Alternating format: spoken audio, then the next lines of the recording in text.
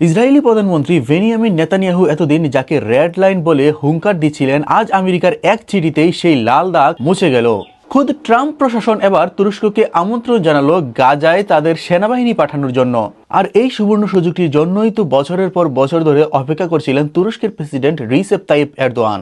2000 elite commando, ভারী অস্ত্র, engineering unit আর অত্যাধুনিক গোয়েন্দা সরঞ্জাম নিয়ে তুরস্কের বিশাল বহর এখন গাজায় ঢোকার অপেক্ষা করছে। গাজার মাটিতে বসে তুরস্ক এখন সরাসরি নজর রাখবে ইসরায়েলের শোবার ঘরে। পরমাণু ঘাঁটি থেকে শুরু করে F-35 এর হ্যাঙ্গার সবকিছুই এখন থাকবে তুরস্কের রাডারে। ইসরায়েল এতদিন ভেবেছিল তারা গাজাকে মাটির সাথে মিশিয়ে দিয়ে নিরাপদে থাকবে, কিন্তু তারা জানতো না তাদের সেই ধ্বংসস্তূপের উপর ঘাঁটি করতে আসছে অটোম্যানরা।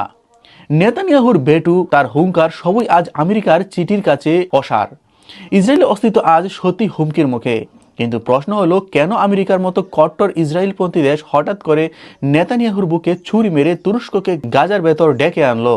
এর পেছনে কি ট্রাম্পের কোনো গভীর ষড়যন্ত্র কাজ করছে, নাকি তুরস্কের চাপের কাছে নতি স্বীকার করতে বাধ্য হয়েছে ওয়াশিংটন? কিভাবে তুরস্কের গোয়েন্দা সংস্থা MIT গাজার মাটিতে বসে ইসরায়েলের সবচেয়ে গোপন পরমাণু ঘাঁটি সদত মিকার উপর 24 ঘন্টা নজরদারি চালাবে? কেন এটিকে বলা হচ্ছে ইসরায়েলের নিউক্লিয়ার সিক্রেট বা পারমাণবিক রহস্য ফাঁসের চূড়ান্ত আয়োজন? নেতানিয়াহু কেন গাজায় তুর্কি সেনাদের উপস্থিতিকে রেড লাইন ঘোষণা দিয়েছিলেন? কি এমন ভয় তিনি পাচ্ছেন যা তাকে রাতের ঘুমও তাড়িয়ে দিচ্ছে? তুরস্ক কি সত্যি শান্তিরক্ষী হিসেবে ঢুকছে, নাকি হামাসের সাথে হাত মিলিয়ে ইসরায়েলের ভেতর থেকে সর্বাত্মক হামলার ছক কষছে? কি কারণে তুরস্কের এই 2000 সেনার ব্রিগেডকে ইসরায়েলের অস্তিত্বের জন্য সবচেয়ে বড় হুমকি বলা হচ্ছে? অতীতে তুরস্ক যেভাবে ইসরায়েলের ভেতর ঢুকে গোপন অপারেশন চালিয়েছিল, এবার কি গাজা থেকে সেই অপারেশন আরও ভয়াবহ রূপ নেবে? ঘটনার সূত্রপাত ওয়াশিংটন ডিসিতে। আমেরিকার টেস্ট ডিপার্টমেন্ট বা পররাষ্ট্র দপ্তর সম্প্রতি তুরস্ক সহ বিশ্বের 39টি দেশকে গাজায় আন্তর্জাতিক স্থিতিশীলতা বাহিনী বা ISF পাঠানোর জন্য আনুষ্ঠানিকভাবে চিঠি দিয়েছে।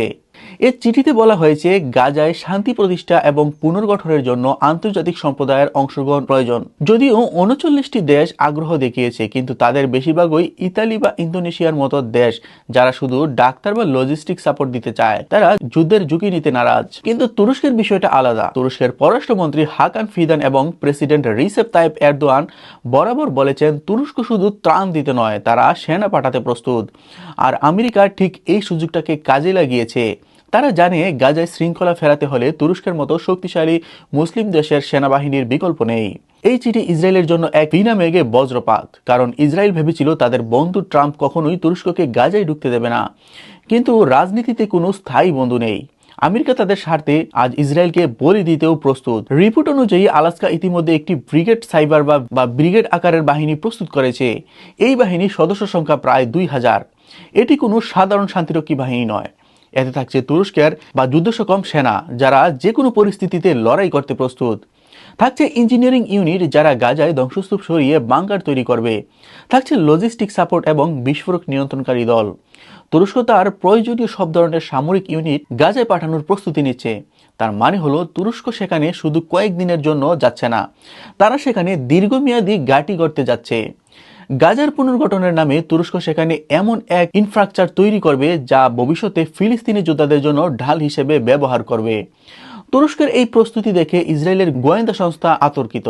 তারা বুঝতে পারছে, এবার তুর্কি সেনা গাজায় ঢুকলে তাদের আর বের করা যাবে না। গাজা হয়ে উঠবে তুরস্কের জন্য নতুন প্রদেশ। ইসরায়েলি প্রধানমন্ত্রী বেনিয়ামিন নেতানিয়াহু এতদিন গাজায় তুর্কি সেনা মোতায়েনকে তার জীবনের সবচেয়ে বড় রেড লাইন হিসেবে ঘোষণা করেছিলেন। তিনি বারবার ভেটু দিয়েছেন, আমেরিকা এবং ইউরোপীয় মিত্রদের কাছে অভিযোগ করেছেন। তার চুক্তি ছিল পরিষ্কার, তুরস্ক হামাসের ঘনিষ্ঠ মিত্র। এরদোয়ান হামাসকে সন্ত্রাসী মনে করে না, বরং তাদের মুজাহিদ মনে করেন। তুরস্কে হামাসের শীর্ষ নেতাদের আশ্রয় দেওয়া হয়েছে। তুরস্কের মতাদর্শ মুসলিম ব্রাদার্সের সাথে মিলে যায়। নেতানিয়াহু জানেন, যদি তুর্কি সেনা গাজায় ঢুকে তবে তারা হামাসকে নিরস্ত্র করতে পারবে না, বরং তারা হামাসকে সুরক্ষা দেবে। তারা হামাসকে পুনর্গঠিত হতে সাহায্য করবে। কিন্তু নেতানিয়াহুর সেই ভেটো আজ অকার্যকর। আমেরিকার আমন্ত্রণে নেতানিয়াহু এখন দেখছেন, তার নিজের হাতে গড়া ফাঁদে তিনি নিজেই আটকা পড়েছেন। তিনি গাজাকে বিশ্ব থেকে বিচ্ছিন্ন করতে চেয়েছিলেন, কিন্তু এখন গাজা হয়ে উঠেছে বিশ্ব রাজনীতির কেন্দ্রবিন্দু। তবে তুরস্কের আসল উদ্দেশ্য শুধু হামাসকে রক্ষা করা নয়, তাদের আসল টার্গেট হলো ইসরায়েলের গভীরে নজরদারি চালানো। গাজার অবস্থানটি কৌশলগতভাবে অত্যন্ত গুরুত্বপূর্ণ। এখান থেকে ইসরায়েলের সবথেকে সংবেদনশীল সামরিক ঘাঁটিগুলো একদম হাতের নাগালের মধ্যে। প্রথমত হজেরিম বিমান ঘাঁটি, এটি গাজা থেকে মাত্র কয়েক কিলোমিটার দূরে। এখানে থাকে ইসরায়েলের F-15 এবং F-16 যুদ্ধবিমানগুলো। তুরস্ক গাজায় বসে সহজেই এই বিমানগুলো উড্ডয়ন এবং অবতরণ ট্র্যাক করতে পারবে। দ্বিতীয়ত নেভাতিম এয়ারবেস, এটি ইসরায়েলের সবচেয়ে গুরুত্বপূর্ণ ঘাঁটি, যেখানে তাদের স্টিল ফাইটারগুলো রাখা হয়। তুরস্কের আধুনিক রাডার এবং সিগন্যাল ইন্টেলিজেন্স গাজা থেকে এই ঘাঁটির উপর 24 ঘন্টা নজর রাখতে পারবে। তৃতীয়ত এবং সবচেয়ে ভয়ঙ্কর সদত মিকা রিপোর্ট অনুযায়ী এখানে ইসরায়েলের গোপন জেরিকো ব্যালিস্টিক মিসাইল এবং কথিত পারমাণবিক অস্ত্র রাখা হয়। তুরস্ক যদি গাজা থেকে এই ঘাঁটির উপর গোয়েন্দা মিশন চালায়, তবে ইসরায়েলের পরমাণু বোমার গোপনীয়তা বলে আর কিছু থাকবে না। এতদিন তুরস্ক ভূমধ্যসাগর থেকে বা সাইপ্রাস থেকে নজরদারি চালাতো, যা ছিল ক্ষণস্থায়ী। ইসরায়েল টের পেলেই জেমিং করত, কিন্তু এখন গাজায় বসে তুরস্ক আরামে বিনা বাধায় এই কাজ করতে পারবে। এটি ইসরায়েলের জাতীয় নিরাপত্তার জন্য এক চূড়ান্ত বিপর্যয়। ইসরায়েলের ভয়ের আরেকটি বড় কারণ হলো তুরস্কের গোয়েন্দা সংস্থা MIT। গত কয়েক বছরে MIT ইসরায়েলের ভেতর ঢুকে একাধিক সফল অপারেশন চালিয়েছে। তারা মোসাদের নেটওয়ার্ক হ্যাক করেছে, ইসরায়েলের ভেতর থাকা ইরানি এজেন্টদের তথ্য পাচার করেছে এবং ফিলিস্তিনিদের কাছে গোপন তথ্য পৌঁছে দিয়েছে। কিন্তু সেসব ছিল হিট অ্যান্ড রান অপারেশন। এবার গাজায় ঘাঁটি গড়লে MIT সেখানে তাদের নিজস্ব লিসনিং পোস্ট বা আড়ি পাতার কেন্দ্র স্থাপন করবে। আর তারা ইসরায়েলের সামরিক যোগাযোগ, অডিও ফ্রিকোয়েন্সি এবং এমনকি মোবাইল নেটওয়ার্ক হ্যাক করতে পারবে। ইসরায়েল বুঝতে পারছে তাদের ঘরের ভেতরেই শত্রু ঢুকেছে।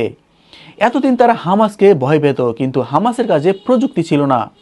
কিন্তু তুরস্কের কাছে আছে ন্যাটোর সমান শক্তি। এই প্রযুক্তি যদি গাজায় আসে, তবে ইসরায়েলের আয়রন ডোম বা সাইবার নিরাপত্তা কোনো কিছুই আর নিরাপদ থাকবে না। সবচেয়ে বড় কৌতুক হলো এই পুরো আয়োজনের পেছনের কারিগর হলেন ডোনাল্ড ট্রাম্প, যাকে ইসরায়েল তাদের সবচেয়ে বড় বন্ধু মনে করত। ট্রাম্প প্রশাসন কেন এমন করলো? বিশেষজ্ঞরা বলছেন আমেরিকা এখন মধ্যপ্রাচ্যে তাদের দায় কমাতে চায়। তারা চায় না গাজায় নিরাপত্তার দায়িত্ব তাদের কাঁধে আসুক, তাই তারা তুরস্ককে ব্যবহার করছে। কিন্তু এর ফলে ইসরায়েলকে বলির পাঠা বানানো হলো। নেতানিয়াহু এখন বুঝতে পারছেন আমেরিকার বন্ধুত্ব আসলে স্বার্থের উপর ভিত্তি করে টিকে থাকে। ট্রাম্প হয়তো মুখে ইসরায়েলের কথা বলেন, কিন্তু কাজে তিনি তুরস্কের হাতেই গাজার চাবি তুলে দিলেন। এই ঘটনা প্রমাণ করে আন্তর্জাতিক রাজনীতিতে কেউ কারো আপন নয়। আমেরিকা আজ ইসরায়েলকে যে শিক্ষা দিল তা তেল আবিব বহুদিন মনে রাখবে। প্রিয় দর্শক, গাজা এখন ইসরায়েলের নিয়ন্ত্রণে নয়, তা এখন হতে চলেছে অটোম্যানদের নতুন দুর্গ। নিউজটি এ পর্যন্তই। চ্যানেলটি সাবস্ক্রাইব করে সাথে থাকার জন্য অনুরোধ করা হলো। ধন্যবাদ। আসসালামু আলাইকুম।